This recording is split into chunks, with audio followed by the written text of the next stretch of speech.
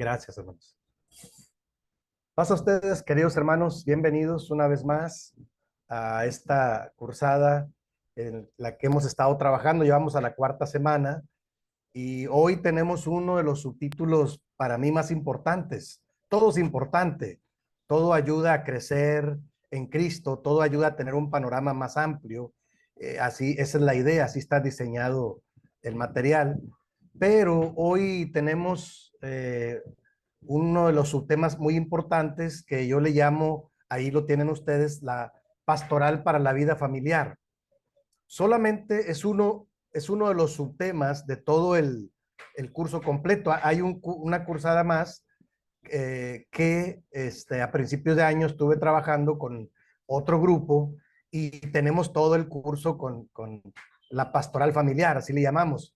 Son igual 7, 8 subtemas, pero yo les voy a compartir con mucho cariño uno de los subtemas, porque dentro del ministerio pastoral el tema de la familia es muy importante. Entonces me voy a permitir como ampliar, como introducir el tema del por qué yo enfatizo mucho en ello y por qué yo me he concentrado en ello a un nivel de, pues ahora concentrarme más específicamente en este tema.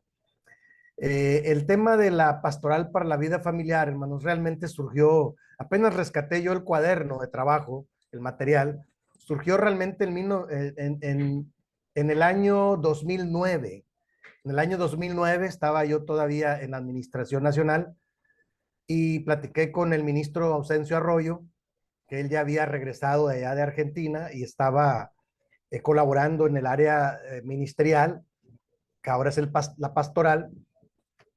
Entonces yo le informé, ya como un líder, yo era director del Consejo de Administración, si no me equivoco, y trabajaba yo con los líderes más altos, diríamos, sobrevedores, ejecutivos, directores nacionales, y yo sentí una responsabilidad muy grande en ese momento, pero empezando a trabajar con estos líderes, me di cuenta que una de las áreas que estaban un poco descuidadas y era muy importante tocar el tema era la vida familiar, porque yo me daba cuenta que había muy, muy buena imagen, muchos ministros muy capaces, muy capacitados, muy hábiles, pero de repente en algunos de ellos yo no miraba a la familia y a varios de ellos me atreví a preguntarle, hermano, ¿y su esposa?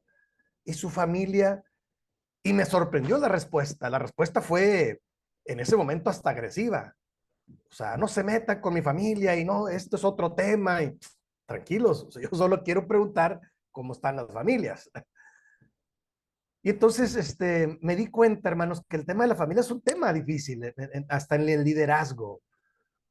Pero también me voy al texto bíblico y reviso que el apóstol Pablo dice, porque el que no sabe cuidar de su casa, ¿cómo puede cuidar de la iglesia?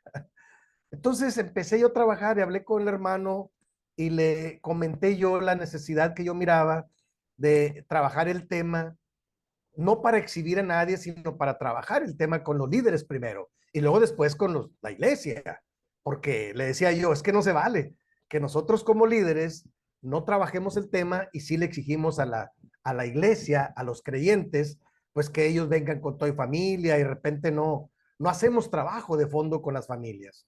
Y bueno, ahí surgió el material, hicimos todo un cuaderno, hicimos como un par de años, hicimos gira por muchos lugares. Él trabajaba un tema, yo otro, lo hicimos por escrito, por ahí conservo yo todavía el material, apenas encontré el cuaderno original. Hicimos muchos cuadernos, los repartimos en toda la República Mexicana. Me sorprendió que en algunos lugares no nos dejaron realmente exponerlo como debería ser, pero bueno, de ahí, hermanos, que yo le puse más cuidado a esto, eso por un lado, y por otro lado, ya en la experiencia de los grandes ministros que nos habían antecedido a nosotros, yo me encontré con casos muy tristes, donde el ministro hizo un gran ministerio, hizo un gran trabajo, se entregó a la iglesia, pero habían perdido algunos de los hijos.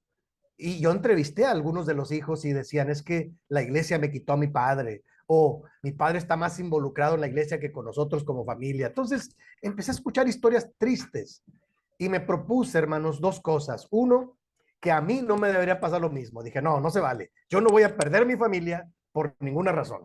Esto no me debe pasar a mí, por primero. Y cuesta mucho trabajo tener esa congruencia, esa armonía.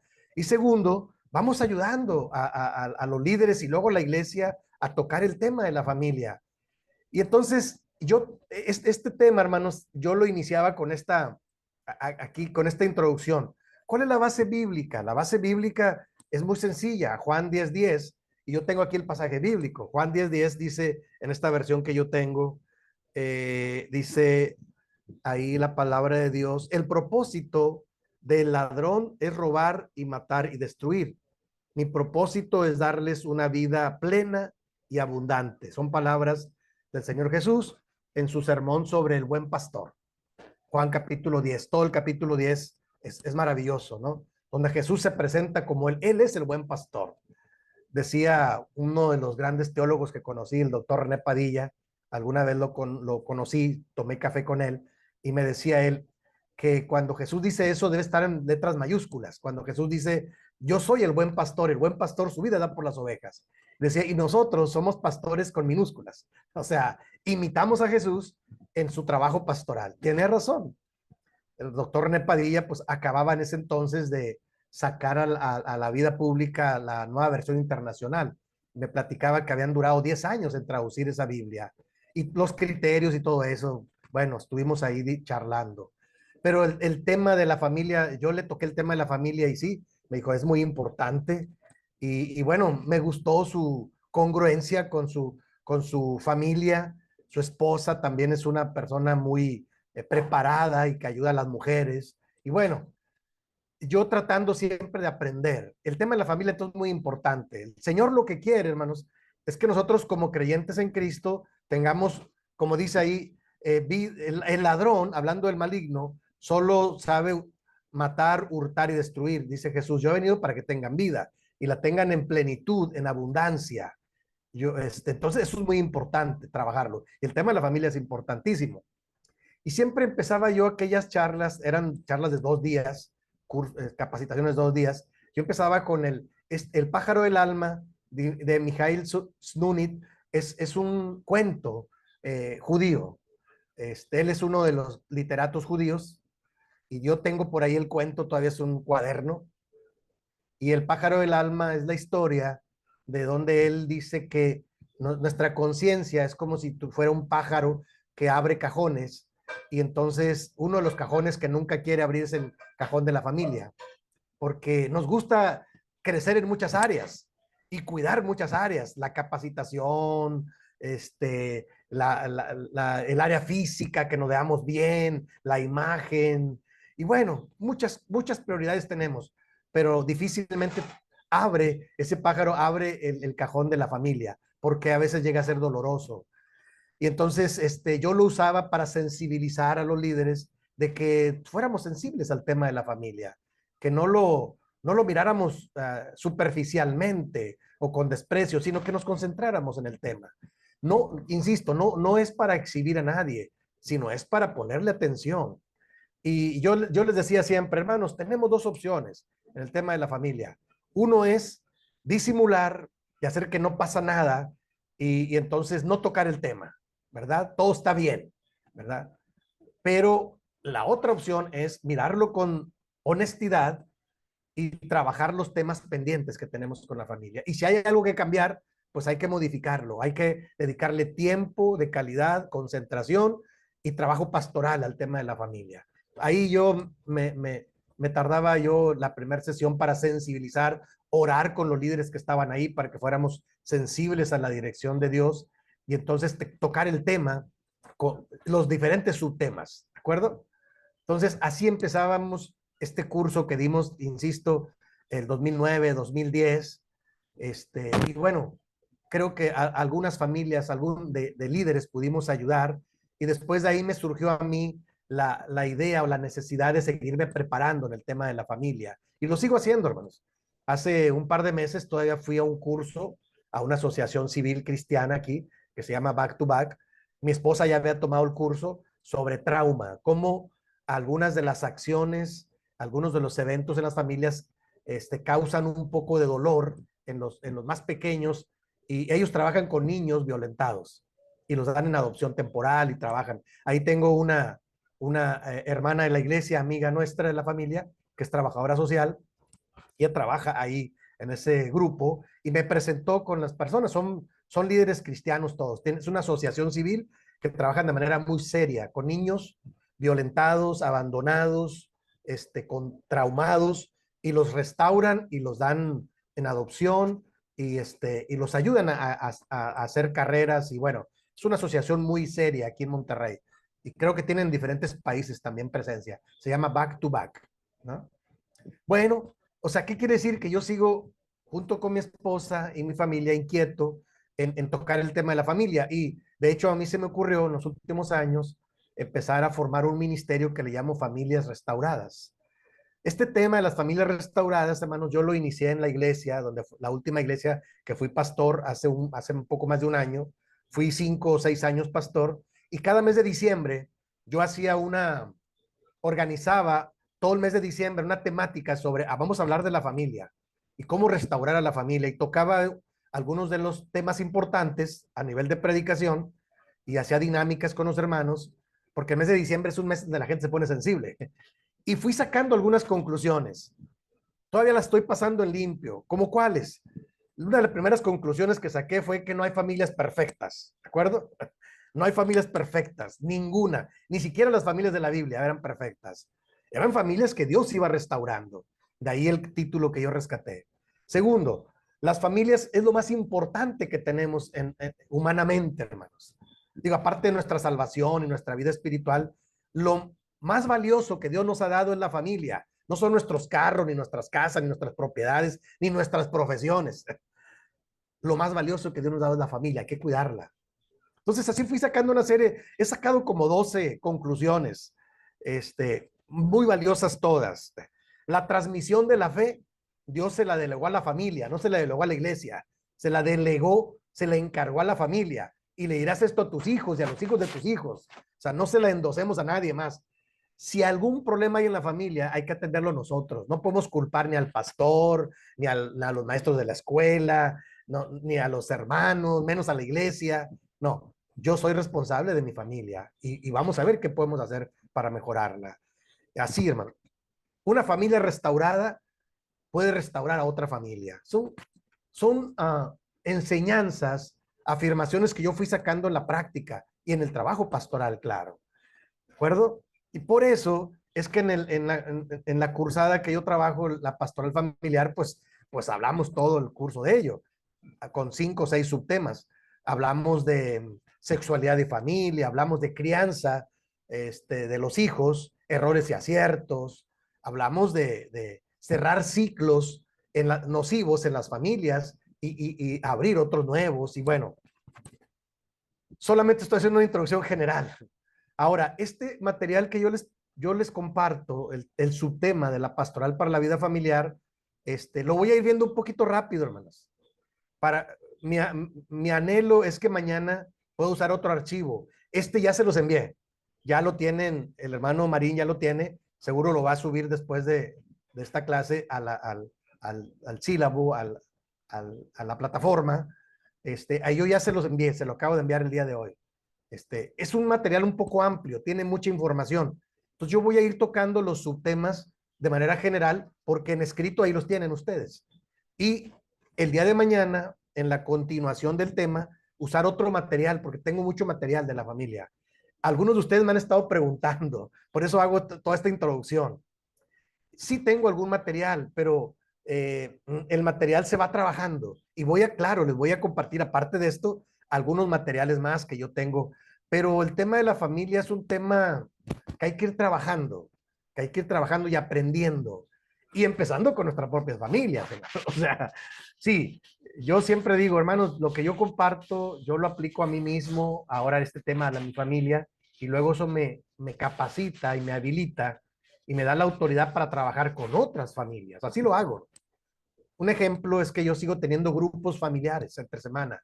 Ya no tengo iglesia, ya no tengo un título en la iglesia, pero mi experiencia de trabajo pastoral la he optimizado. Sigo estudiando, ya les dije, yo a nivel profesional, y yo lo utilizo con las familias.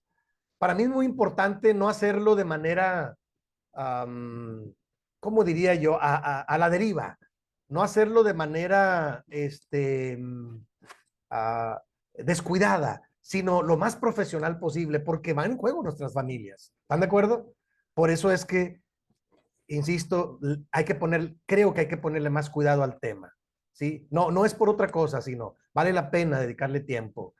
Y entonces voy a ir tocando los subtítulos de manera general y ya usted lo van a tener ahí por escrito. ¿No? Podemos ir, creo yo, ampliando nuestro panorama. Nunca vamos a terminar. Pues. El tema de la familia es un tema que siempre hay que estar trabajando constantemente. O sea, realmente lo que hago yo es tocar el tema nada más y abrir el panorama, pero el tema de las familias es un tema que se vive día a día. Yo lo entiendo así, claro que sí. Y para todos hay retos, para todos. Sí, no creo que haya alguien que diga, es que yo hago lo mejor y lo perfecto. No, no, no, no. También se puede equivocar y también puede crecer en Cristo. Que no se dé cuenta es otra cosa. Pero por eso digo que de manera más profesional y no subjetiva y no a la deriva, sino vamos a ir profundizando en el tema. Y bueno, la segunda filmina, a mí me gusta hablar de la pastoral de todos los creyentes. ¿Qué quiere decir?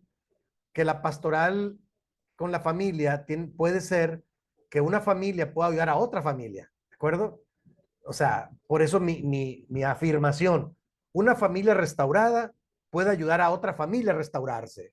Una familia que no se ha restaurado, entonces es difícil que alcance a ver cómo salir de ahí. Por eso es que es importante nosotros trabajar hacia adentro nosotros mismos.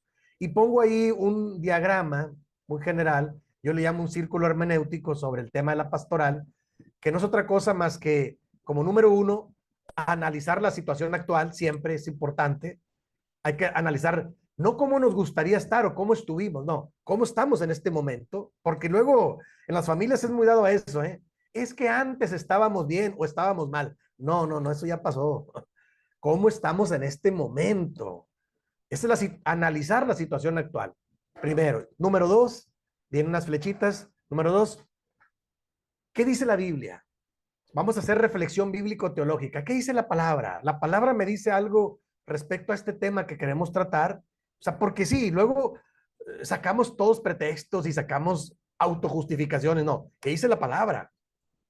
Porque luego hoy en día me parece que todo el mundo cree que sabe de la familia, pero bueno, puede ser que sí sepa de manera teórica o de manera hasta en muchos libros, ¿verdad? Pero la práctica es muy importante, insisto. Entonces, ¿qué dice la palabra? La palabra nos va a ayudar a todos a normar nuestro criterio para decir, no es que yo tenga la razón o la otra persona tenga, no, que la palabra tiene la razón. ¿Qué dice la palabra a este punto? Es lo que yo llamo hacer una reflexión bíblico-teológica, es muy importante, el punto 2. Y el punto 3, vienen las flechitas, el punto 3, se empalmó un poquito ahí, pero dice pastoral integral.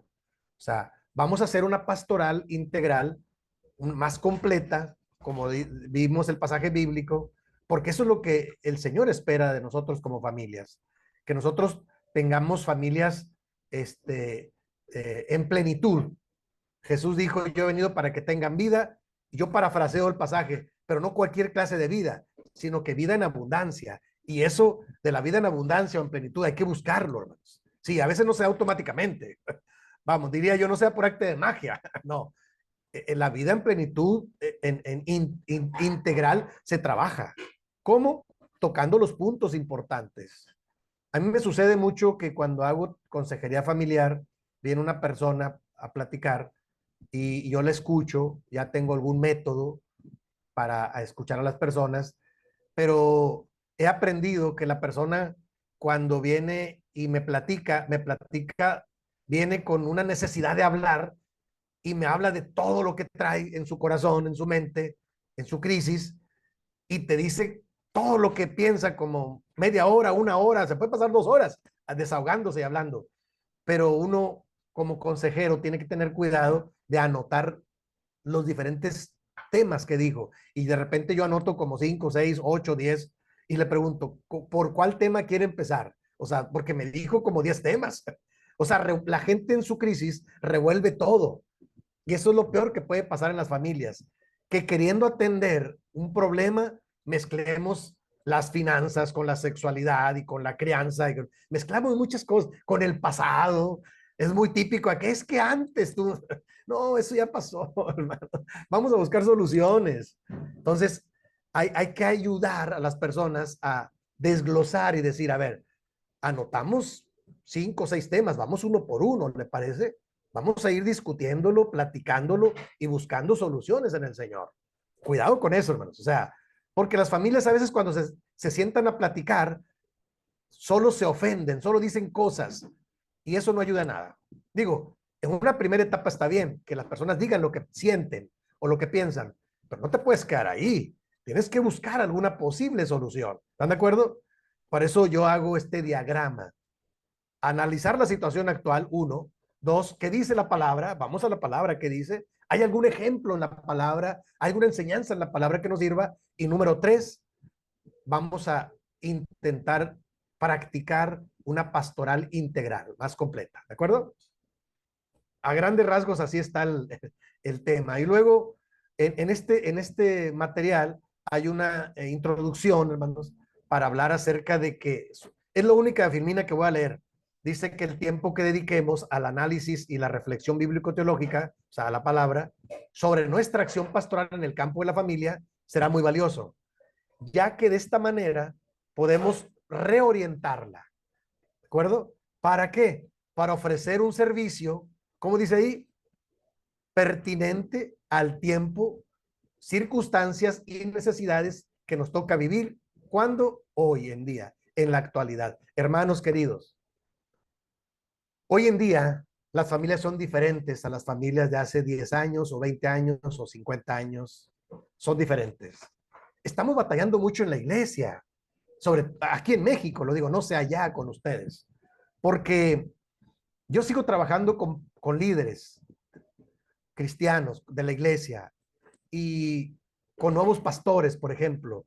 Y soy cuidadoso, no solo observo y no les digo mucho, a menos que me pregunten, o en privado, si les digo lo que yo veo, porque les puede ayudar a crecer.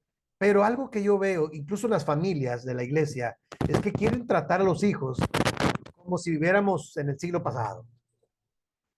Y no esto, y no lo otro, y no lo otro. Entonces el muchacho o la muchacha, los hijos, hablando un poquito de crianza, de educación, ¿sabe qué hacen? Hermanos, escuchan y dice, ya me cansé de muchos no. Quiero saber que sí se puede hacer. Y entonces, en lugar de animarlos, ¿sabe qué pasa? Los desanimamos. Sucede mucho. Digo, por eso dije, una de mis afirmaciones y enseñanzas que he sacado en la práctica es que no hay familias perfectas. No se preocupe, ninguna familia es perfecta, ni la del pastor, ni la del copastor, ni la de la familia de más años o que más sabe. Hermanos, todas las familias tenemos retos y oportunidades, ¿de acuerdo? No existen familias perfectas. Digo, habrá familias que se esfuerzan en dar la mejor imagen. Eso está bien, pero no hay familias perfectas. Créanme que tuve la oportunidad de trabajar con, no voy a decir nombres porque sería impropio, pero con los líderes más altos de la organización, cuando menos aquí en México, y algunos de algunos otros países. Ya les platiqué la vez pasada. Dios me permitió estar en Guatemala, El Salvador, Honduras, Nicaragua y hasta Costa Rica. Hasta ahí estuve yendo. Y siempre tocaba diferentes temas. Y este era uno de los temas que de repente yo tocaba.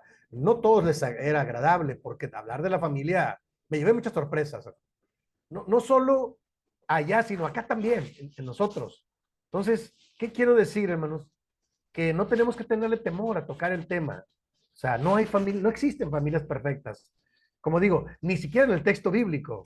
En la Biblia hay familias perfectas. Basta analizar las familias de los patriarcas, de los reyes, ¿no? De los profetas, o sea, hermanos. ¿Qué quiere decir? Que eran familias que Dios iba restaurando con su poder. Ellos aprendían a depender de Dios. ¿De acuerdo?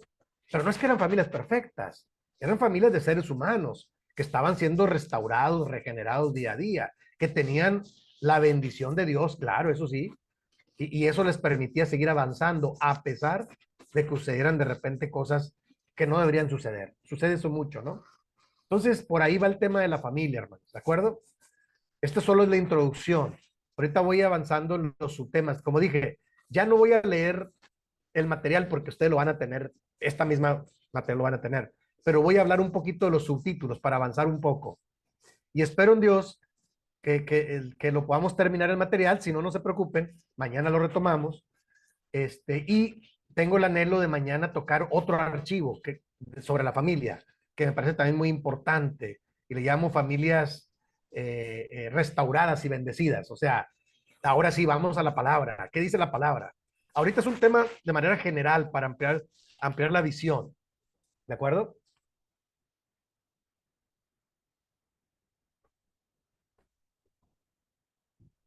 Entonces,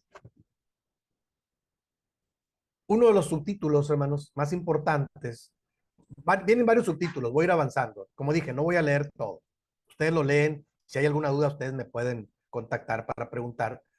El primer subtítulo que yo pongo ahí, aparte de la pastoral para todos los creyentes, o sea, vamos, las familias tenemos que involucrarnos a ayudar a otras familias. A veces el pastor no se da abasto él solo, y las familias tenemos que equiparnos y capacitarnos para saber acompañar y saber restaurar a otras familias. Y como dije, una familia que ha sido restaurada en un proceso de ayuda, creo que tiene la idea de restaurar a otras familias también. De ahí lo importante que nosotros pues podemos tocar los temas con seriedad. Este subtítulo dice el impacto de los cambios psicosociales en las familias. ¿Qué quiere decir? Que no son los mismos tiempos que vivimos, como dije. Son tiempos diferentes, hermanos. Hoy en día nos enfrentamos a cosas muy difíciles con el tema de la familia. Simple y sencillamente el tema de la sexualidad. Tengo todo un tema que le llamo sexualidad y familia. No lo vamos a tocar hoy, en otro momento. Pero sí es importante tocarlo el tema. Yo entiendo que el tema de la sexualidad era un tema tabú, le decimos, en las iglesias, pero yo estuve insistiendo los años que estuve activo en la Administración Nacional, que era un tema que había que tocar con seriedad. Claro, yo me tuve que ir a un curso sobre sexualidad en una institución seria, ¿verdad? La maestra era una especialista con una especialidad en Francia, la doctora Tere Matense, y pude tener un curso sobre sexualidad porque es uno de los temas que uno no sabe tratar. Pero hoy en día, hermanos, solo voy a decir esto. Si la familia no orienta a los hijos, la sociedad lo desorienta. Hoy en día es uno de los temas de confusión. ¿Está de acuerdo? Yo cada vez veo más casos aquí en Monterrey, donde yo vivo. Es una ciudad grande, es una ciudad industrial, más de 8 millones de habitantes. Es una ciudad como esas ciudades grandes, ¿verdad? Con muchos recursos y mucho movimiento, pero mucha modernidad, ¿verdad? Pero cada vez veo en la iglesia, no voy a hablar de la sociedad, porque eso es lo que uno ve, ¿verdad? Eso es el pan de cada día en la sociedad, en el mundo, como decimos nosotros. Yo hablo a la iglesia, hacia adentro de la iglesia. En la iglesia cada vez veo más casos de muchachos con tendencia homosexual y de muchachas con tendencia al lesbianismo. Tristemente, hermano. Y saben que las familias a veces no saben qué hacer. Lo esconden. Incluso apenas vi una familia que se nos molestó mucho porque cómo criticaron a su hijo, cómo se atreven a juzgar a su hijo cuando ellos lo han apoyado. Yo me quedé, wow. O sea, qué difícil, ¿no? Para la iglesia ahora. O sea, ¿qué les dices? Y yo lo único que les digo en la iglesia es, hermanos, ustedes observen y oren por las familias. Si quieren tocar el tema, pásenlo con el pastor, pásenlo con las personas que estamos pues involucradas en el trabajo pastoral. Ustedes no traten de ayudar a esa familia, porque en lugar de ayudar la van a desanimar, porque a veces no hay el tacto pastoral para tratar, para confrontar, para orientar, para profundizar en el tema. O sea, hay que tener un poco de cuidado.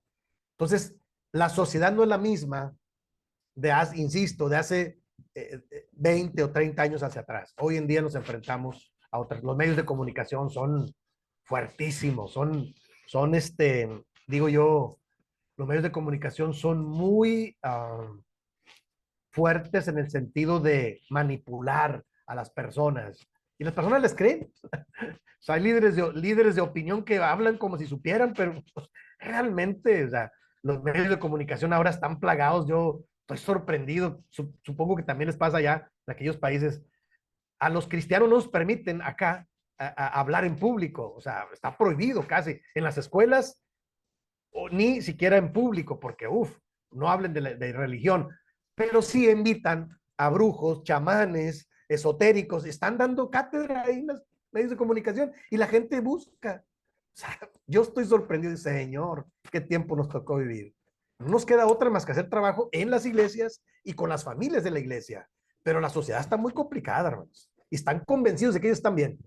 Entonces, el impacto de los cambios psicosociales en las familias es muy fuerte, ¿de acuerdo? Solo lo comento, ustedes lo pueden leer y ustedes, si tienen alguna pregunta, ustedes me irán diciendo. Segundo subtítulo, la familia latinoamericana y sus características. O sea, no es lo mismo la familia acá en México que en Centroamérica o en Sudamérica o en Europa o en Asia. Cambian las costumbres, ¿de acuerdo? O sea, hay que tener un poco de cuidado ahí. O sea, pero yo me concentro en Latinoamérica, o sea, todo lo que es América, ¿no? Tiene sus características muy particulares. Ahorita vamos a ver una lista de cotejo de cómo se identifican a las familias. ¿Sí? Hoy en día, la familia en Latinoamérica ha sufrido muchos cambios.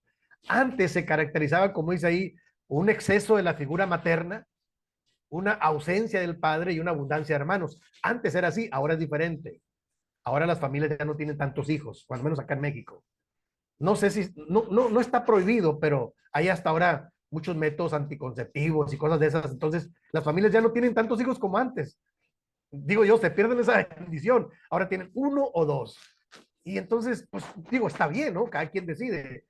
Pero me parece, hermanos, que eso cambia la dinámica de cómo en un futuro se van a desenvolver las cosas en las familias.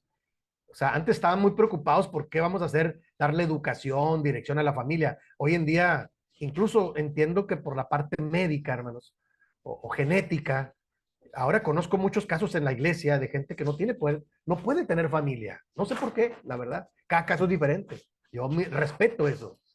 Pero hay muchos casos ahora, hasta de pastores, fíjense. Triste, no sé. Cuando yo digo, qué bendición tener familia. Una de las grandes familias que una de las grandes bendiciones que yo he atesorado es pues que Dios nos regaló a mi esposa y a mí 3 hijos, o sea, es lo más valioso que hemos tenido. Por eso digo que lo más valioso es la familia, porque ya lo hemos vivido. Pero yo entiendo que ahora no entiendo si es la alimentación, si es la genética, si es la contaminación, si es así lo decidieron, no lo sé, no lo sé. Pero han cambiado, lo que quiero decir es que ha cambiado la cosmovisión acerca de antes las parejas se casaban para tener descendencia, familia, ahora es diferente, hermano. Y cómo se puede atender ese asunto platicando, dialogando, aconsejando, orientando, o sea, no puedes imponerle nada a nadie, pero sí puedes orientar. Por ejemplo, las nuevas parejas que se van a casar, como que ¿para qué se quieren casar? O sea, hay pláticas pre-matrimonio. A mí me gusta. Digo, ahorita ya no tengo una iglesia a cargo, pero sí, todavía pude lograr dar pláticas hace algunos años prematrimoniales, cuando menos a 3 parejas. Y bueno, bendito Dios, cuando yo las veo que siguen juntos, digo, bueno, bendito Dios, parece que funcionó o de algo sirvió la orientación. Digo, cada caso es diferente, cada familia es diferente, pero sí, insisto, ahora la familia es diferente y este asunto de que hay cada vez más parejas sin familia, pues bueno, a mí se me hace triste, pero puede ser que así lo hayan decidido, no lo sé, no lo sé. Cada caso es diferente, pero las familias van cambiando en Latinoamérica, ¿sí? Antes se caracterizaban de una manera, ahora es de otra. Este siguiente subtítulo, hermanos, vamos a hablar un poquito de las estructuras sociales contemporáneas. Ahí viene una lista, le llama una lista de cotejo, ¿sí? O sea, y cada puntito son diferentes tipos de familias. La familia nuclear, hablamos de 2 adultos que tienen a la familia como núcleo. Diríamos que esta familia nuclear es la familia tradicional anteriormente. Y luego hay diferentes tipos de familias que ahí vienen. No las voy a leer porque, como dije, ahí está la definición. Lo único que voy a decir en este subtítulo es que el primer tipo de familia, la familia nuclear como núcleo, es la familia tradicional, ¿sí? Una esposa, un esposo y los hijos como una bendición. Digo, puede haber casos excepcionales, pero esa es la familia tradicional, vamos a decirlo. Pero lo que sí quiero decir es que hoy en día, cuando uno analiza las estructuras contemporáneas, ahora, hoy en día, la gente ya no le llama modelos familiares, ahora le llaman experiencias familiares.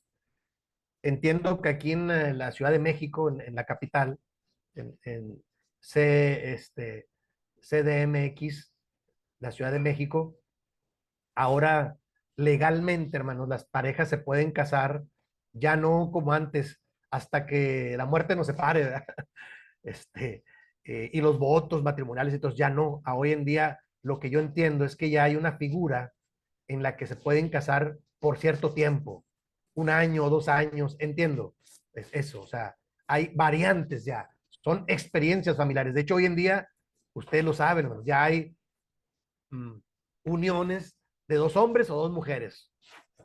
A mí me parece una locura, a mí como pastor, pero sucede, hermano, ya en la sociedad. O sea, ¿qué haces con eso?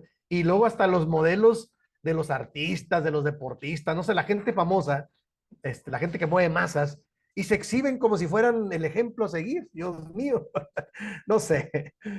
Esa es la realidad que vivimos. Las estructuras han cambiado de la familia. Y bueno, aquí vienen diferentes tipos de familias, ¿no? Y termina ahí con la familia consanguínea, que es la familia en la sangre, ¿no? La relación de sangre, ¿no?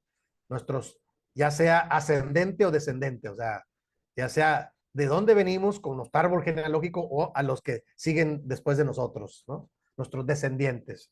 Bueno, es lo más normal que tenemos, la familia como núcleo o tradicional y la familia consanguínea. Y de ahí en adelante son variantes que se han, y siguen saliendo variantes, déjeme le digo. Increíble. Ahora con esto que estas parejas de un solo sexo pueden hasta adoptar, a mí se me hace trágico.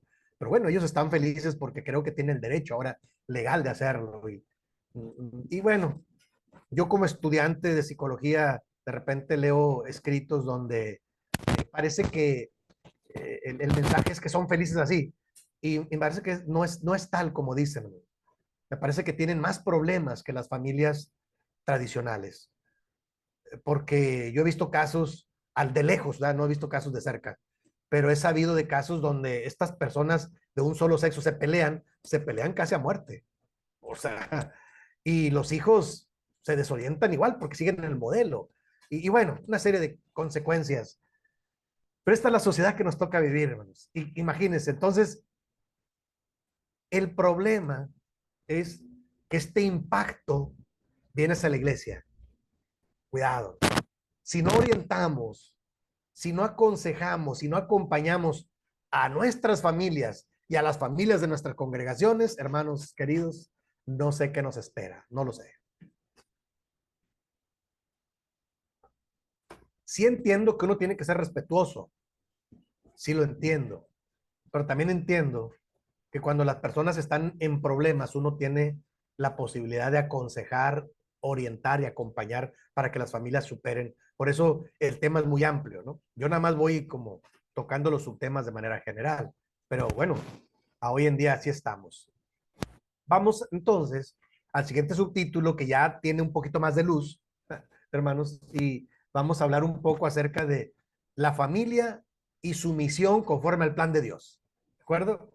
Y viene ahí la parte superior.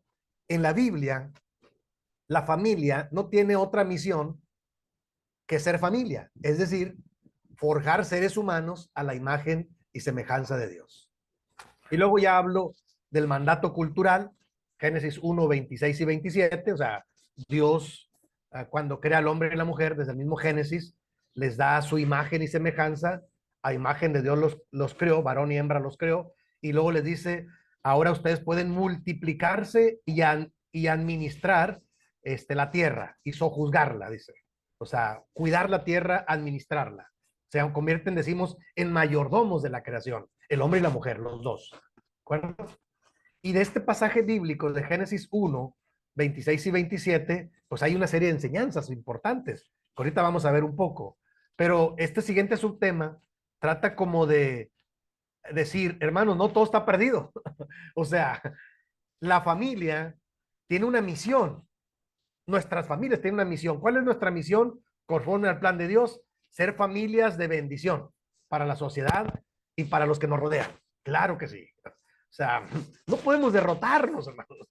No podemos quedarnos en una situación trágica y decir, pues no se puede hacer nada, ¿qué vamos a hacer? Pobres de nosotros. Bueno, por un lado hay que respetar y estar conscientes de lo que nos rodea, pero por otro lado, nosotros podemos hacer nuestro trabajo pastoral, insisto, con nuestras familias y con las familias cercanas, las de la congregación, las de sus familiares, ir alcanzando más familias para Cristo.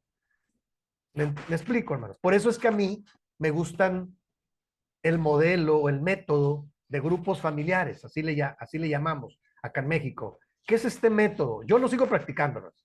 Nadie me va a quitar esa bendición de ir a la práctica ahí. Un grupo familiar para mí es ir hoy me toca uno, mañana toca otro, en diferentes días. A veces yo hago, el domingo hice una visita a una familia que sí que tenía algún problema, el varón estaba un poco en depresión, trae muchos problemas. O sea, yo estoy atento a la familia. Ya no soy el pastor, ellos tienen su pastor, está bien, pero como son amistades y son familias que yo pastoreé, ya yo le dije al pastor, pastor, qué bueno, yo te apoyo en el trabajo, pero cuando oigas que yo visité una familia, siempre va a ser para bendecir y restaurar, no te preocupes, o sea, yo te ayudo, yo complemento tu trabajo, no lo veas como una amenaza, nada, porque a mí nadie me va a quitar la idea de, si yo tengo una familia conocida de las que yo pastoreé y me habla, yo voy a ir a orar con ellos. Al hospital puedo ir, sigo yendo, ¿verdad? Si alguien me avisa, hermano, sí, hermano, cómo no, permítame a su casa, a su hogar. Los grupos familiares entonces para mí son ir un día a la semana, nos ponemos de acuerdo, una hora, hermano, les digo, regálenme una hora, de 7 a 8 de la tarde. Llego yo ya con un tema preparado, tengo una serie de temas para trabajar grupos familiares, les doy el estudio bíblico, después tenemos una pequeña cena, un convivio, algo sencillo, platicamos, oramos juntos y me retiro. O sea, para mí es una bendición. Entonces le doy seguimiento, entre semana, así. Este método yo lo he practicado desde los años 90, desde la primera vez que yo fui pastor en el año 90 en Tijuana, Baja California. Tenía yo un grupo en cada día. Uno el lunes, martes, miércoles, jueves, ya el viernes nos íbamos al templo, el sábado en el templo, el domingo en la mañana. O sea, yo lo uso como un método de edificación ahora y de crecimiento, el método de grupos familiares. Aquí en México se usó un tiempo le llamaban grupos familiares para el crecimiento de la iglesia. Se usaba para predicar el evangelio. Había temas evangelísticos. Pero hoy en día yo los uso como una manera de ayudar a acompañar a las familias a crecer en Cristo y a mantenerse en Cristo. Sobre todo cuando sé que están en crisis. Yo lo sigo practicando, a mí me gusta y no tienen que, nadie tiene que decirme cómo, yo lo sé hacer y me gusta hacerlo. Y lo hago con familias que me lo solicitan, ¿verdad? Y nos ponemos de acuerdo. Entonces, para mí es una manera de estar edificando y fortaleciendo a las familias. Ahora, qué bendición sería que la iglesia se organice, pero a veces las familias no tienen tiempo, no sé qué pasa, pero yo lo sigo haciendo, independientemente de todo, ¿no?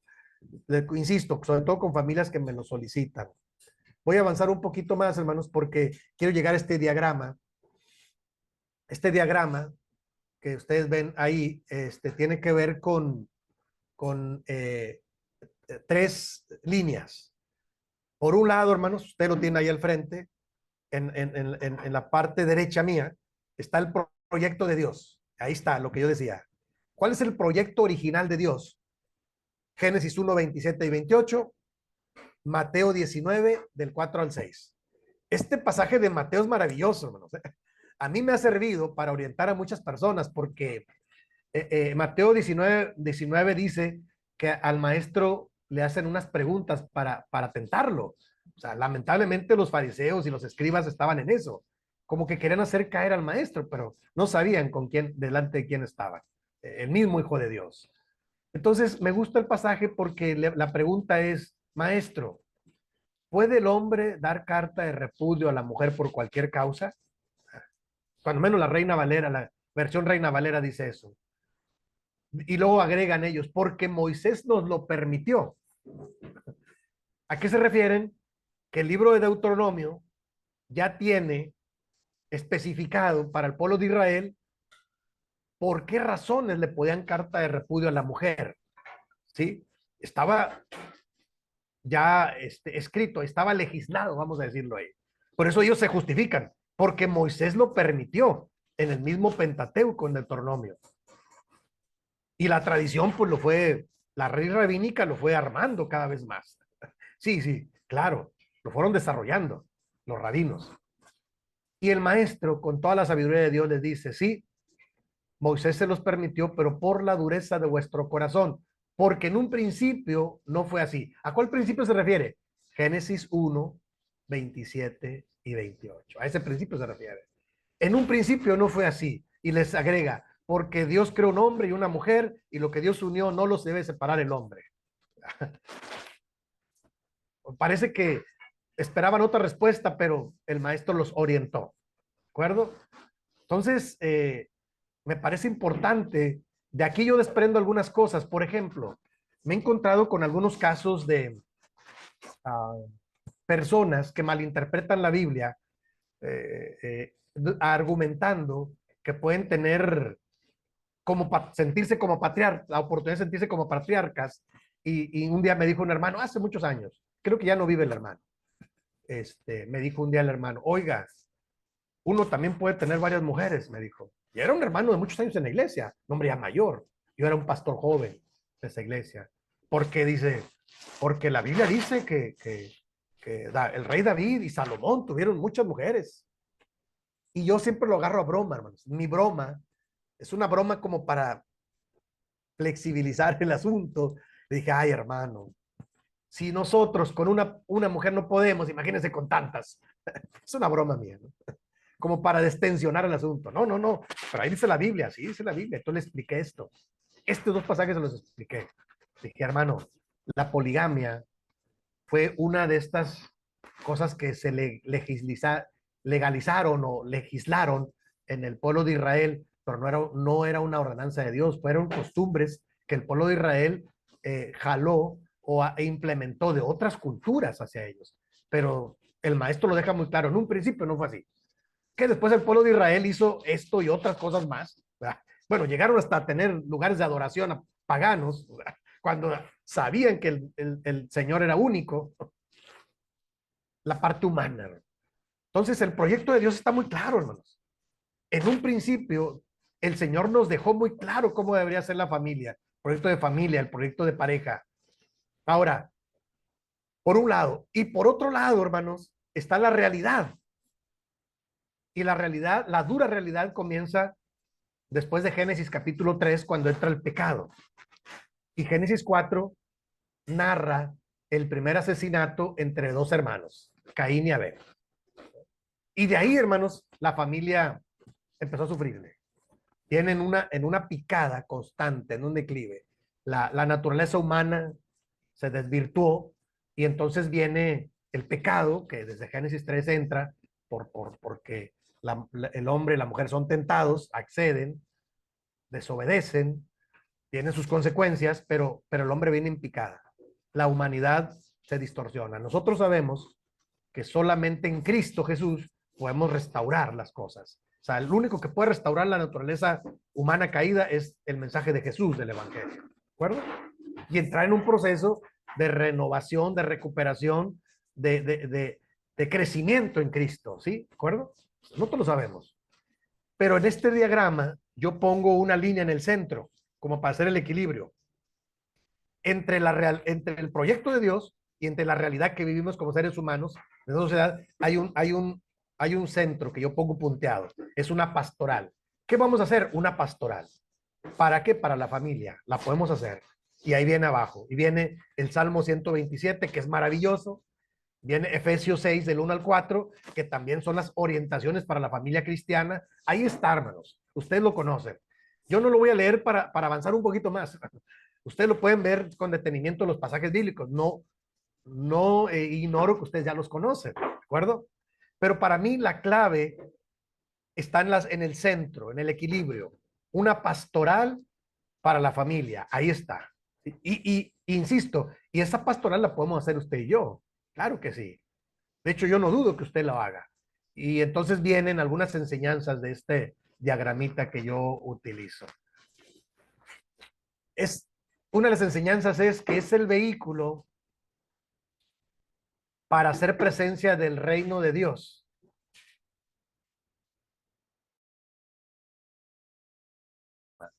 En la familia es un vehículo para hacer presencia de Dios en esta tierra. O sea, como dijimos anteriormente, la misión que tiene la familia es ser familia y ser presencia del reino de Dios. O sea, son familias restauradas y bendecidas. Segundo punto, la vida en abundancia, un crecimiento y celebración de la existencia. O sea, las familias restauradas en Cristo tenemos esta posibilidad. ¿Por qué? Porque estamos en una pastoral. Recuerden que viene del centro. Tercero, asumir responsablemente las tareas pertinentes. O sea, en una familia, hermanos, si cada miembro no toma su parte, no asume su responsabilidad, la mujer con la parte que le toca, el hombre con la parte que le toca, los hijos con la parte que le toca, entonces se va a hacer un caos. Sí, porque luego es muy recurrente que alguno de ellos evade su responsabilidad o lo ve como una carga. Bueno, digo, cada quien tiene su función en el plan de Dios. Digo, yo solo lo recuerdo, ¿no? Cada familia es diferente, hermanos, yo lo entiendo, toma sus decisiones. Lo único que digo es que hay que revisar el texto bíblico y hay que asumir responsablemente las tareas pertinentes. El varón como cabeza de familia, si el varón evade la función que Dios le dio como cabeza de familia, hermano, pobre familia, no tiene cabeza. Y entonces, ¿qué sucede? Que todos toman decisiones y todos dicen para dónde darle. Entonces, ¿qué necesitan? Que el varón tome la cabeza. Ahora, yo entiendo, hermanos, hermanas. He trabajado con muchas familias que es madre soltera, solo una mujer. Admirable. Que una mujer tome, pues no le queda otra. El varón se fue, ya no está, o por alguna razón ya no se pudo, no sé. O simplemente que ya no, ya duerme en el Señor. O sea, imagínense la mujer viuda, híjole. Comúnmente la mujer viuda ya es grande, pero hay casos extraordinarios.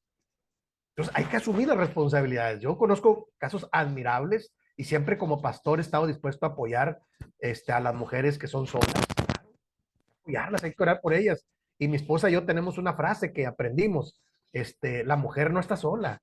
La mujer debe aprender a depender del Señor cada vez más y saber que Dios le va a proveer lo necesario y acompañarle y ayudarle a crecer en Cristo y a que tenga lo necesario para que saque la familia adelante. Claro, lo hemos hecho como trabajo pastoral en diferentes lugares, ¿no? Bendito Dios. Y seguimos haciendo la medida de nuestras posibilidades, ¿no? O sea, algo que yo he aprendido es no le puedes resolver la vida a todos, pero puedes ayudarles a que a que tengan orientación y a que tengan lo básico para salir adelante. Sí. Y el último punto ahí es la base de la familia ha de ser el compromiso de un varón y una mujer ante sí mismos, ante esa nueva relación que tienen y ante Dios. Esa es la pastoral. En uno, dos, tres, en 4 puntos. Déjenme ver si hay algunos puntos más. No, creo que son los 4 puntos. Resumidamente, ese es el trabajo de la pastoral familiar. ¿Sí? Ayudarle a los hermanos a que entendamos eso, que nuestra familia es el vehículo para hacer presencia del reino de Dios en esta tierra. O sea, mi familia, su familia, tiene la oportunidad de ser un vehículo para hacer presencia de Dios en el reino. O sea, si nosotros no tenemos el testimonio y el amor para acompañar y apoyar a las familias, entonces, ¿quién lo va a hacer? Entonces, esta sociedad estuviera destinada al caos. Pero usted y yo creemos que en el plan de Dios, las familias deben ser bendecidas y restauradas. Lo vamos a ver mañana. Tengo un archivo especial para ello. Yo sé que no necesito convencerlos. Está en el texto bíblico, pero solo quiero recordarlo y saber qué podemos hacer, ¿no? El día de mañana, ahorita voy en los subtítulos muy rápido, pero bueno, trato de ampliar un poquito. Otro de los subtítulos, el sentido de la vida en pareja. Ahí no me voy a meter mucho. Solo voy a decir que si la pareja no se pone de acuerdo, no va a poder darle dirección y rumbo claro a la familia. Si la pareja no se pone de acuerdo, por ejemplo, la disciplina, eso de que hay una anécdota muy chusca aquí en México, no sé si pasa allá, en aquellos países, pero cuando el hijo viene y le pide permiso, mamá, ve con tu papá, y luego el papá, viene con el papá, papá, ve con tu mamá, y ahí lo traen al pobre muchacho para arriba y para abajo, o sea, alguien debe tomar la decisión, y si la otra persona no lo respeta, entonces va a confundir al muchacho, ¿me explico? O sea, el sentido de la vida. ¿Tiene sentido vivir en pareja? Sí, sí tiene sentido. Ahí está Cantares 8:6, ponme como un sello sobre tu corazón y como una marca sobre tu brazo, porque el amor es fuerte como la muerte. O sea, cuando uno se une a su pareja es porque el amor nos ha llamado. No es conveniencia, no es saber cómo nos va, no es que hay un compromiso de amor entre la pareja y está bien. Bíblicamente está diseñado así, desde Génesis 1:27 y 28. El Cantar de los Cantares, pues es maravilloso, es la relación de un hombre y una mujer, que es aplicado también a la iglesia, ¿sí? Yo lo entiendo, sí, simbólicamente, pero la enseñanza, viene ahí una serie vienen varios enseñanzas ahí. La única que yo resalto es que vale la pena la vida en pareja hoy en día. Sí, sí, o sea, yo digo, bromeo yo, qué aburrido sería la vida solo, ¿no? Sin tener pareja, o sea, sería muy aburrido. Y muy triste, porque si usted mira a las personas que son solas, digo, cuando están jóvenes, pues parece que disfrutan la vida, pero ya grandes, pues uno, yo a veces bromeo y le digo, hermano, uno necesita la pareja aunque sea para pelear un poco, hombre, para discutir un poco. Es una broma, ¿no? O sea, como para decir, pues si no necesitamos uno a otro, tiene sentido la vida en pareja. No es sencillo, no es sencillo. No es sencillo, claro que no. Pero la realidad es que hoy en día, como hay muy poca tolerancia en las nuevas parejas, en las nuevas generaciones, estas generaciones que le llaman millennials o le llaman estas generaciones de cristal, pues claro que se unen y al primer encontronazo, ¿sabe qué pasa? Se rompe. Y solo voy a decir una anécdota. Una ruptura, hermanos, es como cuando la pareja se une, es como si pegaran dos hojas de papel con pegamento. Si tú las quieres separar, ¿qué sucede? Se rompe. Así es la familia. Si tú, ya una pareja ya está unida, hay que luchar por ello. Pero si quieres despegarlas, no vas a poder despegarlas del todo bien. Se va a romper. Así, eso va a tener consecuencias a la familia. Oh, entiendo que hay familias que adoptan esta decisión de la separación, del divorcio, pero no va a quedar igual, nunca va a quedar igual. Claro, siempre hay consecuencias trágicas, especialmente para los hijos cuando los hay. Es la cosa más triste que puede pasar a los hijos. Pero bueno, aunque hay parejas que dicen, hombre, nos la pasamos bien y convivimos, no es verdad, no es cierto. Siempre hay sentimientos ahí, dentro, disfrazados, ocultos ahí, claro. Pero bueno, ¿tiene sentido la vida en pareja? Sí, sí lo tiene. Hay que orientar, insisto. Y bueno, la pareja, siguiente subtítulo, la pareja desde la perspectiva sistémica es como un sistema y subsistemas, esa es la parte técnica, ahí se las voy a dejar para que ustedes lo lean, ¿sí? Pero, ¿qué quiere decir? Que la familia comienza con la familia como núcleo, la familia tradicional, pero se va, de alguna manera, la perspectiva sistémica es que se va uniendo, le van saliendo como olanes, como se va extendiendo a la familia del novio, la familia de la novia, del esposo, de la esposa, los hijos, los tíos, los primos, los abuelos, o sea, se va extendiendo y es familia, pero es familia extensa. Sí, y hay que saber también respetar las decisiones de la pareja. Por ahí vienen algunas, creo que es lo que viene a continuación, algunas recomendaciones para la vida, estrategias para mejorar la vida en pareja. Ahí están, no se los voy a leer, hermanos. Son como 12, 10, 12. Ustedes las leen, por favor. ¿Sí? Y lo único que dice ahí en el principio es, haz al otro lo que quieres que hagan contigo. Cuando dice, haced con los demás como queréis que los demás hagan con vosotros. Así es, o sea, yo he aprendido, hermanos, que a la pareja hay que mirarla como si fuera una persona que tú estás evangelizando o que estás ayudándole a crecer en Cristo. Eso ayuda, porque cuando se ven como enemigos o como rivales, compiten y empieza a haber grandes estragos. Y bueno, son algunas estrategias, por si se necesita, para tratar de mejorar la vida en pareja. Siempre van a ser buenas las ideas. Ahí están. ¿Tá? Son 12.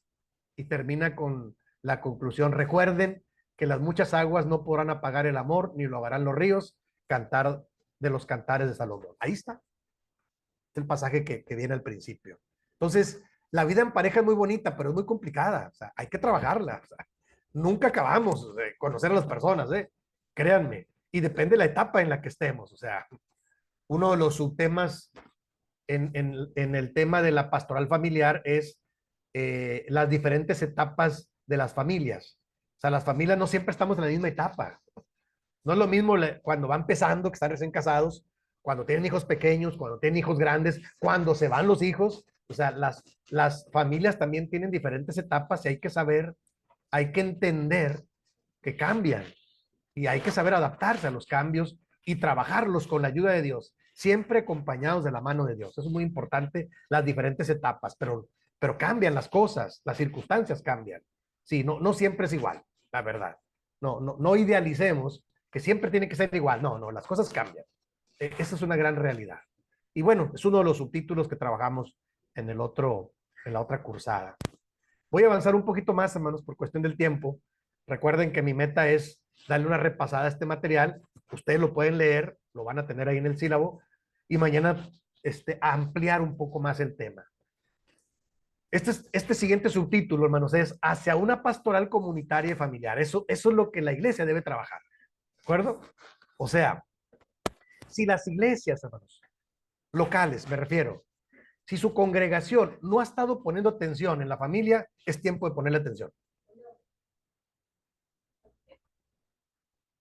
Perdón, ¿te parece?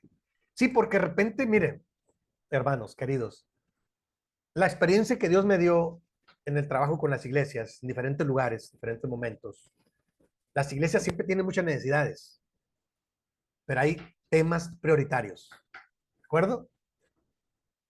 Y uno de los temas prioritarios, yo siempre lo he dicho, es el ministerio de la palabra. Ese no lo puedes dejar.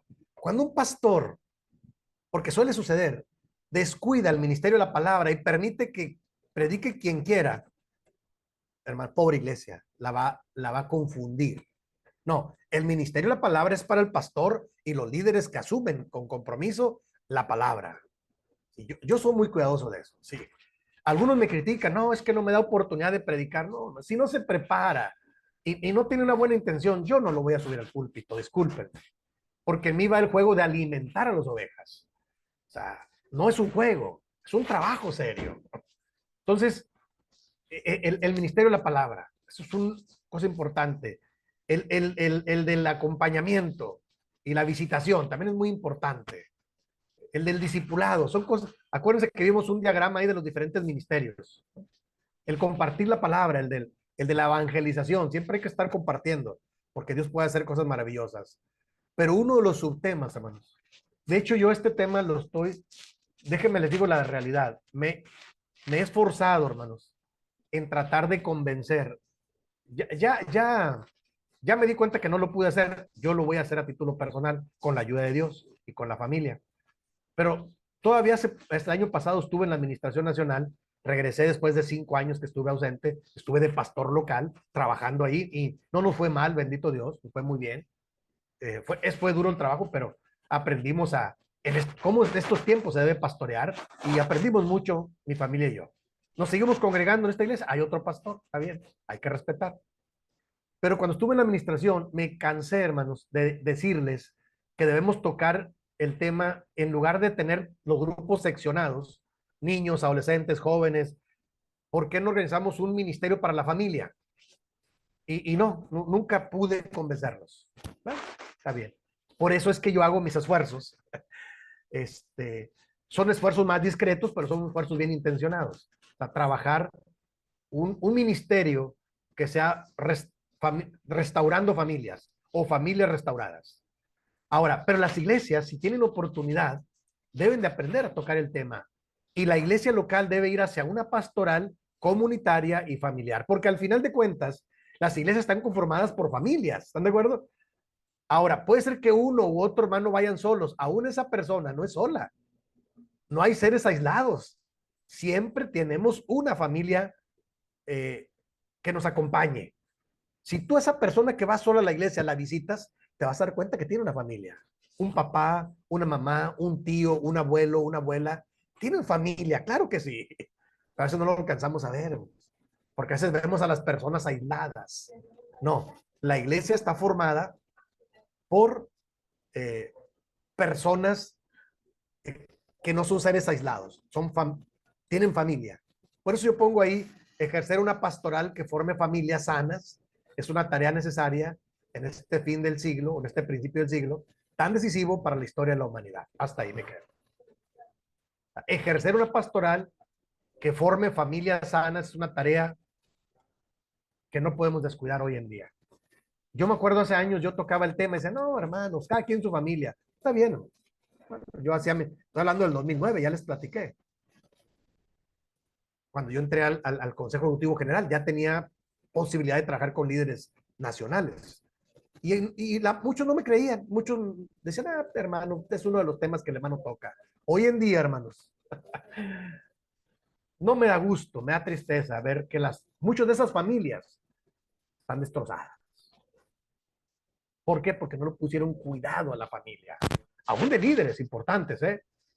¿Cómo que? O sea, tristes las familias. Tristeza por no ponerle cuidado y no ponerle seriedad al tema. Entonces, hermanos, queridos, si usted es pastor o es copastor o líder de una iglesia, platique con el pastor. ¿Qué podemos hacer por las familias? Mínimo, orar por ellas y visitarlas. Mínimo, escucharlas. ¿En qué les podemos ayudar?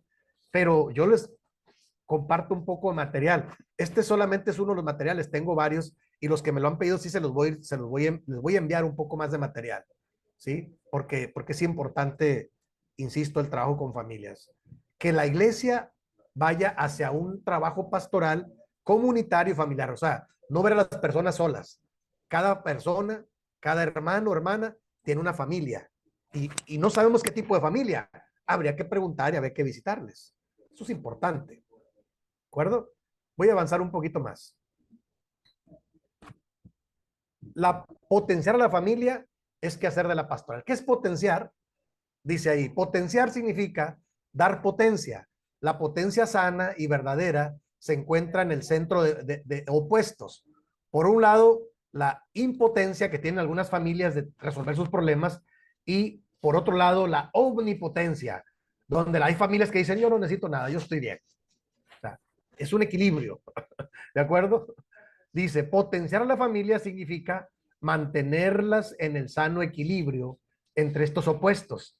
¿Cuáles opuestos? Entre la impotencia que se siente de no poder resolver las cosas y la omnipotencia de que, insisto, hay familias que dicen, no, hermano, yo estoy bien. Me ha tocado, hace poco me tocó aquí mismo, en esta zona. Hay una familia que yo vi que tenía problemas, jóvenes ellos, con niños chiquitos. Creo, de hecho, era mi copastor en ese momento, el hermano. Y mi esposa y yo dijimos, vamos a visitarlos, a ver qué necesitan. Qué sorpresa nos llevamos, hermano. Yo me di una sorpresa que dijo la hermana, hermano, pues aquí estamos bien. Wow, o sea, cerró la cortina. Qué bueno que vino, pero aquí estamos bien.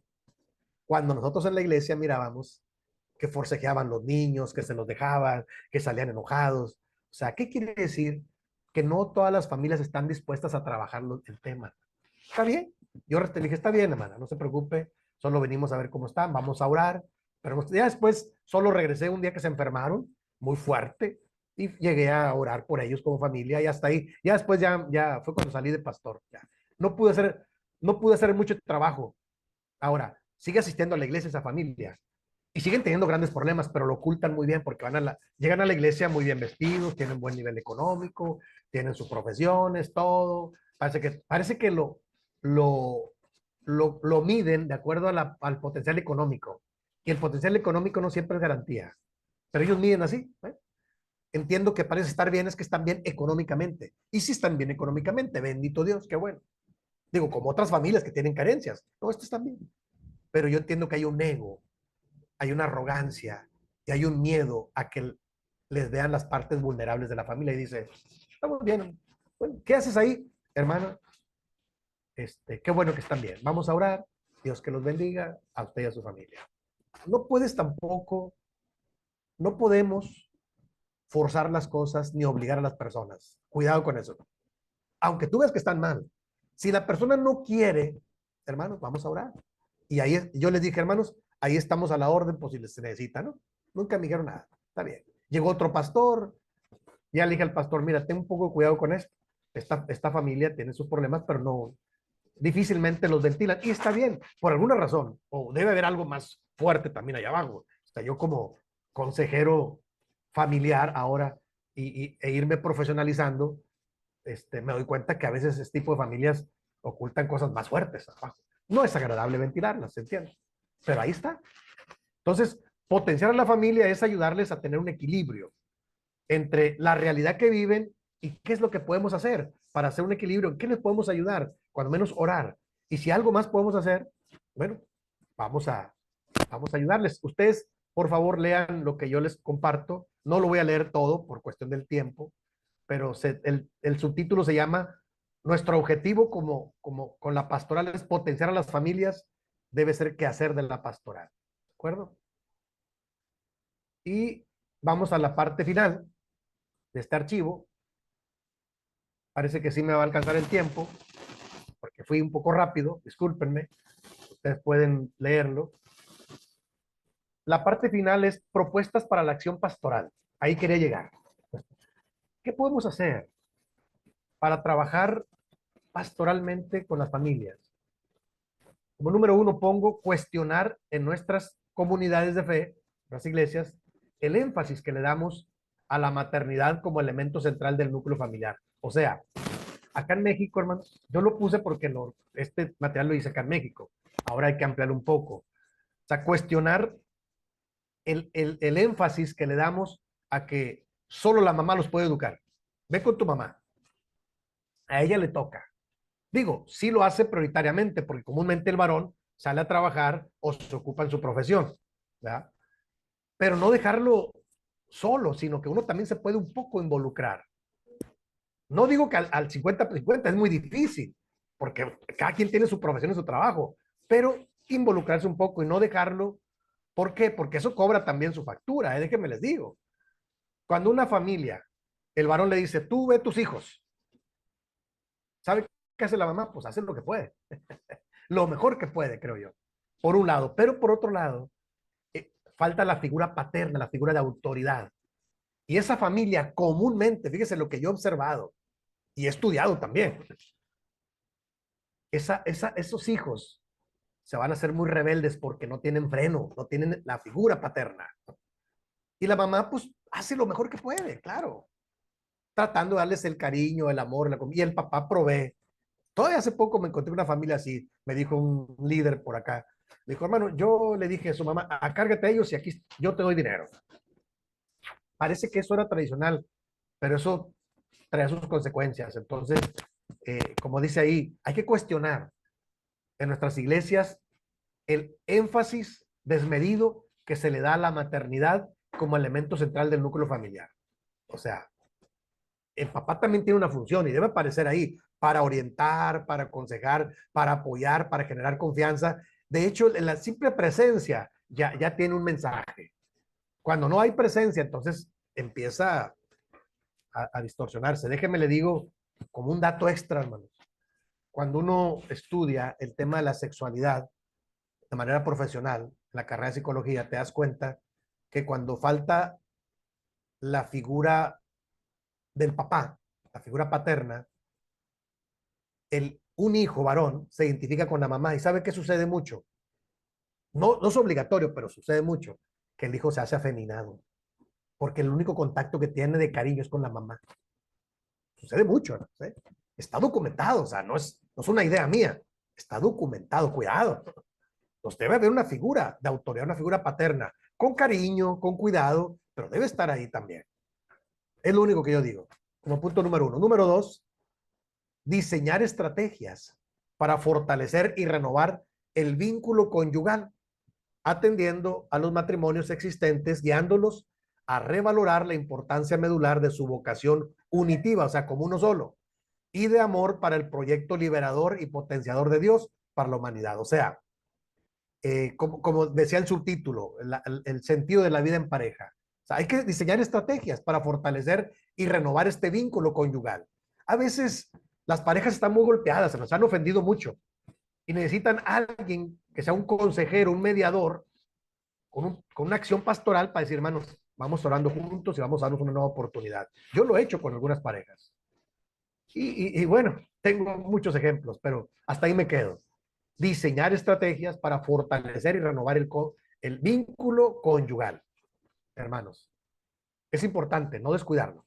Número 3, destacar en la asesoría prematrimonial y en las parejas jóvenes sin hijos lo fundamental de constituirse en el criterio rector de la familia, o sea, a percibirlos de que es muy fácil a la llegada de los hijos perder la brújula y caer en la visión tradicional de definirse como familia a partir de los hijos. O sea, si hay una pareja y no puede tener hijos por alguna razón, ya sea porque así lo decidieron o por algún problema, hay que respetar. O sea, siguen siendo familia.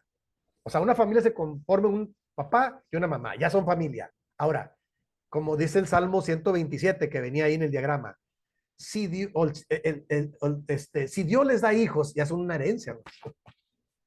Salmo 126, 127. Si Dios les da hijos, son una herencia, son una bendición. Hay varios salmos que hablan de la bendición de que Dios les da a la familia en tener hijos. ¿De acuerdo? Una bendición extra. Pero la familia se conforma un papá y una mamá. Cuando están chiquitos los hijos, pues ellos toman decisiones. Van creciendo los hijos y ellos también van involucrándose. Pero eso se da en la asesoría prematrimonial o en las parejas jóvenes. Número 4, reconocer que plantear como criterio rector la familia a la pareja es solo el primer paso de la posibilidad de transformación y liberación de nosotros mismos y de nuestro alrededor. Que falta un largo camino por recorrer, que no hay una única ruta para llegar a esta meta, pero que el conformar este criterio tiene su precio. O sea, cuando empezamos a tocar el tema de la familia, hermanos, es el inicio. Un curso como este, es una plática como esta, una orientación, es el principio. O sea, el camino es largo, pero siempre habrá la posibilidad de transformación, de restauración. Claro, pero eso lo vamos a ver un poquito más mañana, ¿sí? Porque al siguiente archivo yo le llamo familias restauradas y bendecidas. Hacia allá tenemos que trabajar como líderes y como iglesias, pero tenemos que reconocer que este es un criterio y un enfoque, pero que es un camino largo, no es sencillo, ¿no? Trabajar con la familia, con la propia y con las demás. Sí, no es cosa sencilla. Número 5, creer en la bendición de tener hijos y verlos como personas que tienen el derecho a cumplir su vocación de ser imagen y presencia de Dios en esta tierra. ¿De acuerdo? O sea, yo entiendo que cada familia toma sus decisiones, pero me parece, hermanos, que cada vez se va perdiendo más esta idea de que si son menos hijos nos la vamos a pasar mejor porque tenemos más cosas materiales. Los hijos son una bendición siempre, como vengan, ¿de acuerdo? Y bueno, tengo muchos ejemplos, ¿no? Simplemente la familia propia, ¿no? Hace un año y medio murió mi papá, ya de cerca de 90 años. Mi mamá hoy cumple 84 años y al rato la voy a ir a visitar. Porque yo la acompaño los días jueves, entre paréntesis, más. ¿Cómo yo honro a la familia? Como mi mamá quedó viuda, vive sola en su casa y todos los 8 hijos tenemos la casa y su profesión y su familia, pues yo los días jueves me comprometo a ir a acompañarla un rato ahí, ¿de acuerdo? Y así otro día otros mis hermanos, mis hermanas, pero qué bendición. Y estaba platicando yo con mis hermanos. Varios de mis hermanos, benditos Dios, les fue muy bien, ya son muy prósperos. Pero comenzamos una familia muy carenciada.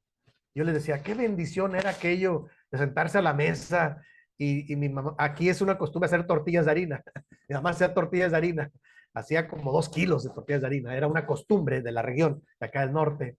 Y entonces nos la pasábamos también, no teníamos tantas cosas, pero la familia éramos 10, ¿no? De familia. Era una bendición enorme, o sea, todo lo recordamos y lo disfrutamos. Y hoy en día muchas parejas se pierden esa bendición. No sé por qué, por diferentes motivos, no lo sé. Digo, ahora, donde no se ha podido, hay que orar. Recordemos, De hecho, el pastor que tenemos ahora acá en la iglesia es una pareja joven y parece que no tienen hijos. Y yo le decía a él de broma, le digo, no, hijo, pues, Dios sabe, ¿verdad? Pero ustedes son familia ya. Y le decía, y si algún día Dios te va a ir, le digo, pues si el Señor le dio a Abraham a cierta edad, imagínate, siempre hay esperanza, no te preocupes. O sea, pero son una bendición. Ahora, son una bendición y un compromiso. Pero bueno, los hijos, sí, sí. Pero ya la pareja ya es una familia que hay que respetar. Y si en algún momento Dios les da hijos, será una bendición bienvenida, ¿de acuerdo? Pero cada vez hay más condicionamientos para eso. Yo respeto la decisión de cada familia. Cada pareja tiene sus decisiones. Número 6, ya voy a la parte final. Trabajar para que la educación y presencia de los padres en los hijos sea una labor de conjunto. ¿Verdad? Esto requiere que el padre se involucre de manera integral en la construcción del hogar y que la madre mengue un poco, consciente y voluntariamente, los privilegios de la posición social que la cultura le ha impuesto. Como dijimos, en la familia tradicional la mamá tiene mucha más presencia. Bueno, también la mamá debe menguar un poco para que el varón participe un poco más ahí.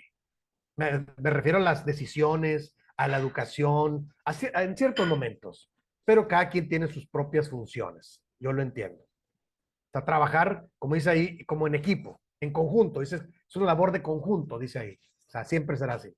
Y número 7, hermanos, acompañar pastoralmente a las madres solteras, a las madres solas, viudas, abandonadas, divorciadas o solteras en la educación de sus hijos, en la libertad.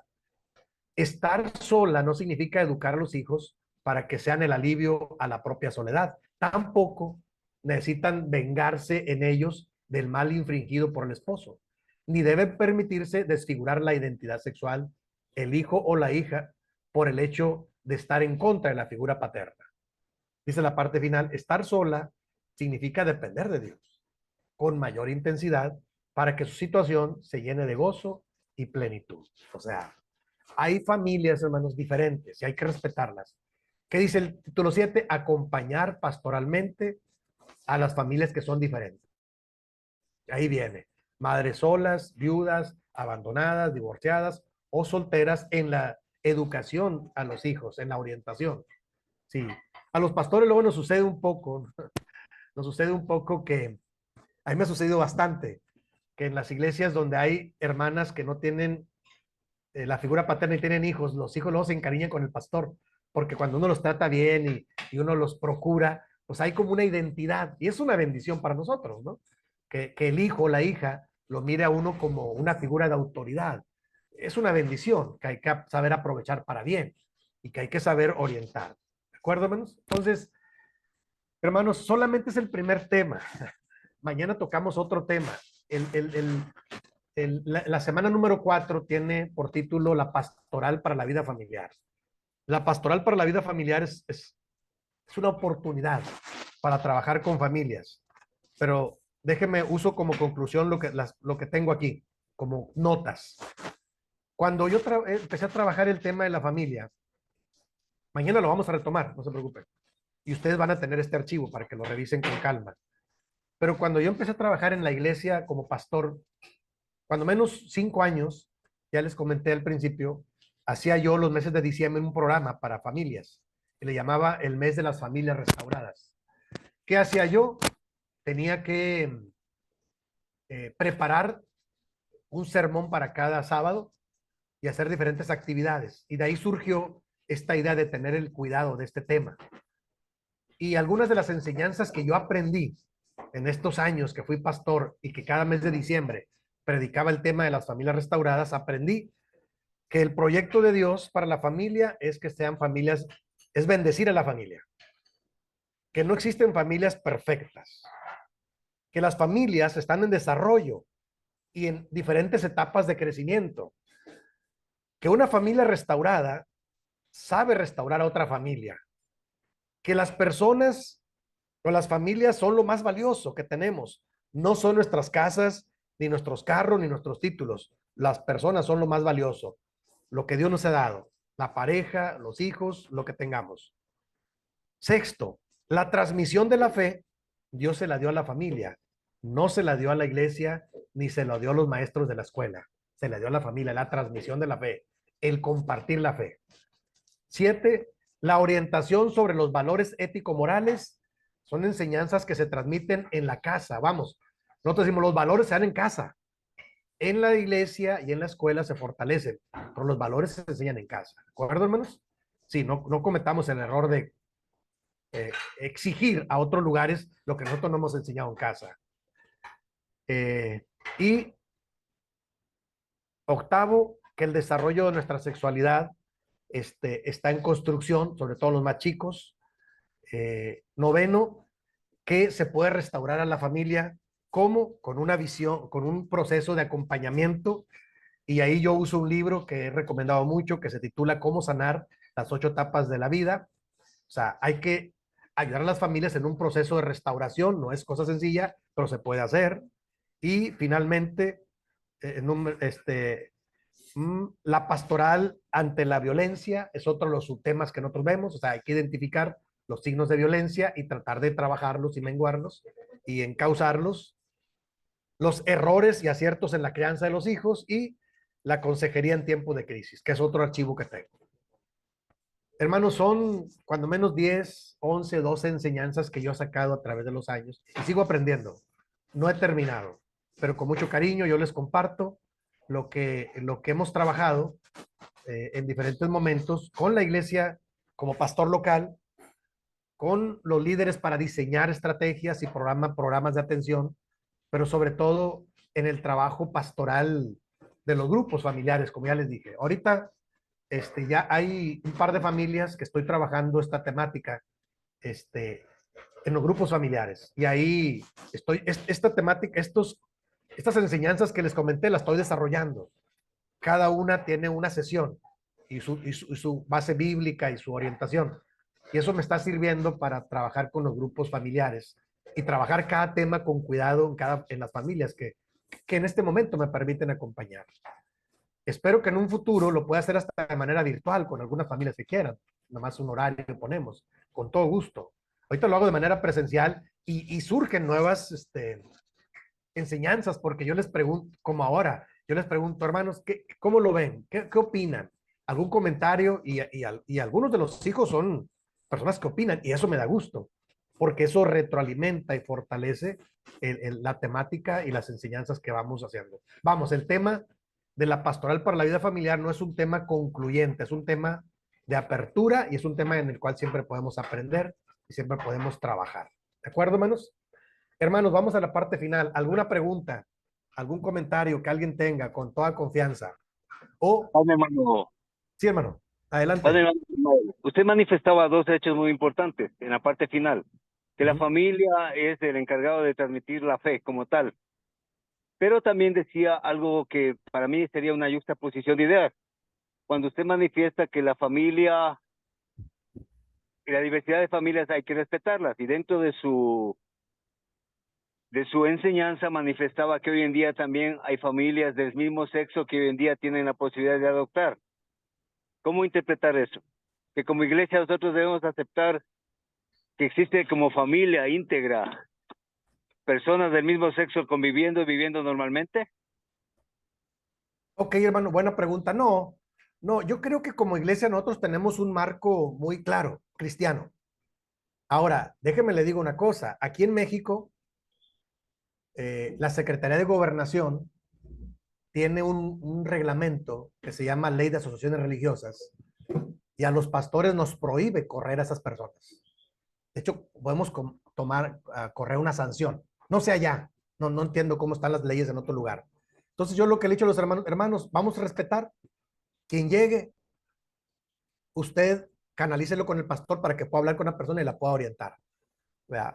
O sea, porque la ley nos obliga a nosotros acá en México a respetar a las personas. No podemos ofenderlas, hasta nos pueden demandar si nosotros si hay una discriminación. O sea, por ese lado hay que ser respetuoso. No, pero en la iglesia nosotros tenemos nuestra doctrina, que es nuestro marco teórico. Y nuestra doctrina es lo que yo planteé ahí. Está muy claro. El compromiso de un hombre y una mujer es lo bíblico. O sea, nosotros ahí no nos podemos confundir. Eso es lo que Dios quiere para nosotros. No, me refiero a que si llega gente de afuera, hermanos, o la misma gente de las familias de la iglesia se empieza a confundir, no podemos correrlas. No podemos discriminarlas, hay que atenderlas pastoralmente para orientarlas. Ahora, si no aceptan nuestro marco teórico de la Biblia, pues bueno, por un ejemplo voy a poner, a mí me ha tocado dar consejería a jóvenes de la iglesia, fíjense, que tienen problemas con sexualidad. He tenido varios casos. Ya cuando los hermanos saben que yo trabajo este tipo de temas, pues traen jóvenes. Y tengo una estrategia para la consejería familiar.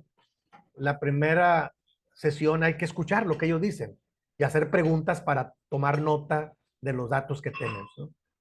Cómo, cuándo, dónde, por qué, uno va tomando nota. Yo le digo, bueno, eso es lo que tú piensas, lo que tú sientes, es tu experiencia y eso pues es respetable.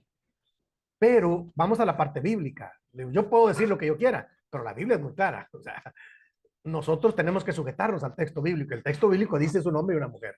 No, pero mire que sí, sí. O sea, eso en la sociedad tú lo puedes vivir, pero en la iglesia no. O sea, cada vez es más recurrente para nosotros tener esos casos acá en México. No sé, hay armas. Espero que no.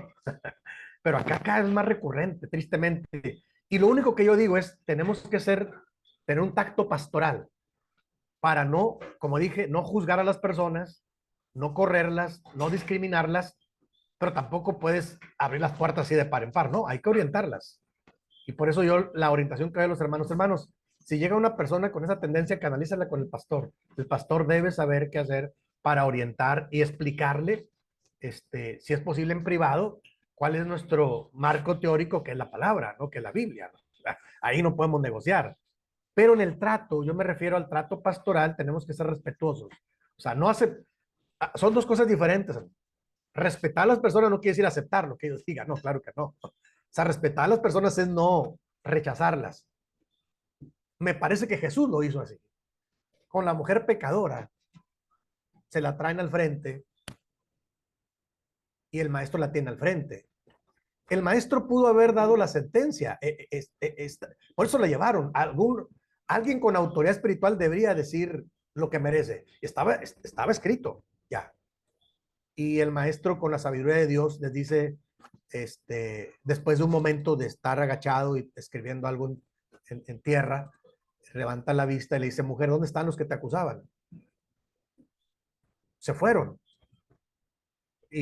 Porque el maestro les dijo la famosísima frase, el que esté libre de pecado, que sea el primero en apedrearla. Y se fueron yendo uno por uno. Y al final el maestro le dice a la mujer, ni yo te condeno, vete, pero no peques más. Así se sintetiza la enseñanza. ¿Qué quiero decir? Que el tacto pastoral de Jesús era muy valioso. O sea, no le dijo, vete y haz lo que quieras. No, vete, pero no peques más. Ten cuidado con lo que haces.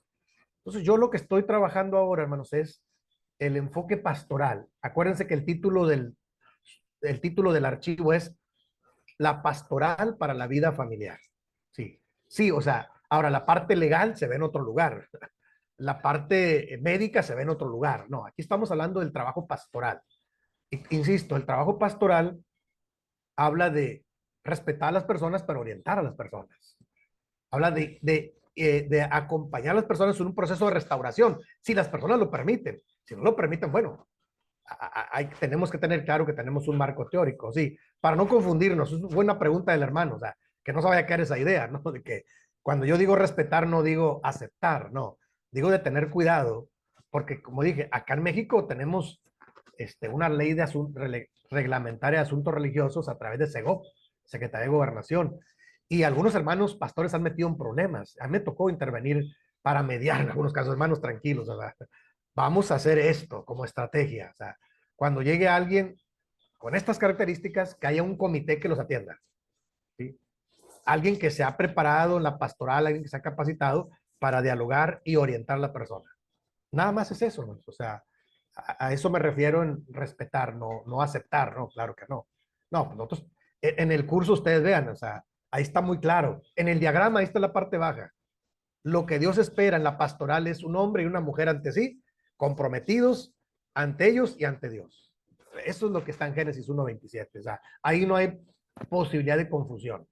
Para nosotros el texto bíblico, sobre todo el de Génesis, como el maestro dijo, al principio no fue así, eso para nosotros es normativo, ¿no? ¿De acuerdo, hermanos? ¿Alguien más, hermanos, que tenga algún comentario? ¿Alguna pregunta con confianza? Todavía el día de mañana vamos a hablar de las familias restauradas y bendecidas, porque restaurar no es sencillo, hermanos. Déjenme le digo. Pero se puede hacer contacto pastoral. Claro que sí, a eso nos llamó el Señor, a los que hemos sido pastores, a restaurar. A veces duele restaurar, sí, sí, sí. Reparar. Pero mañana vamos a hablar de eso, lo que es hablar de familias restauradas y bendecidas, que es lo que Dios espera. Finalmente, quiero terminar diciendo esto, hermanos. Ustedes se van a sorprender si se meten al trabajo pastoral en las iglesias. En las iglesias, cada familia tiene sus propios problemas, pero se van a sorprender muchísimo si en esos problemas se empiezan a profundizar al dialogar con las familias. Se van a dar cuenta que las familias de la iglesia también tienen grandes problemas, que a veces no es agradable, ¿cómo diría? No es agradable ventilarlos o platicarlos, no es agradable. Por eso yo digo que hay que ser un poco más flexibles, abiertos para permitir un trabajo de acompañamiento y de pastoral para restaurar. Y muchas cosas se pueden restaurar con la ayuda de Dios y el acompañamiento de pastoral de los hermanos. Y por ello, este material está enfocado para forjar una visión pastoral sobre las familias. Pero mañana continuamos. ¿Qué significa trabajar para tener familias restauradas y bendecidas? ¿Les parece? Y vamos a verlo desde la Biblia, claro. El texto bíblico es normativo, o sea, ahí está como autoridad. Y las estrategias pueden cambiar porque la sociedad ha cambiado, ¿no? Pero la palabra no cambia, es la misma. ¿De acuerdo, hermanos? Entonces, si no hay algún comentario, alguna duda, ahora en lo personal también me pueden escribir con tal confianza. Lean solamente el tema introductorio. Mañana continuamos con el tema con ayuda de Dios. Por lo pronto, entonces, si no hay algún comentario o pregunta, vamos a orar. ¿Les parece, hermanos? Bendito Dios y Padre nuestro, muchas gracias. Gracias, Señor, porque tú nos bendices hoy de diferentes formas y maneras y la oportunidad de poder acercarnos a la enseñanza, a la reflexión, pero sobre todo para seguir creciendo en Cristo. Bendice a cada uno de mis hermanos, a los que ha de llegar esta enseñanza también, y que esto pueda ser una herramienta para nosotros para seguir haciendo trabajo pastoral entre las familias y con nuestras propias familias también. Todo lo ponemos en tus poderosas manos y lo agradecemos en el nombre de Jesucristo, nuestro Salvador. Amén. Gracias, hermanos. Muchas gracias. Que Dios los bendiga. Mañana continuamos con el tema y si hay alguna pregunta, alguna duda, con toda confianza, lo podemos mirar al principio. Dios los bendiga. Paz a ustedes.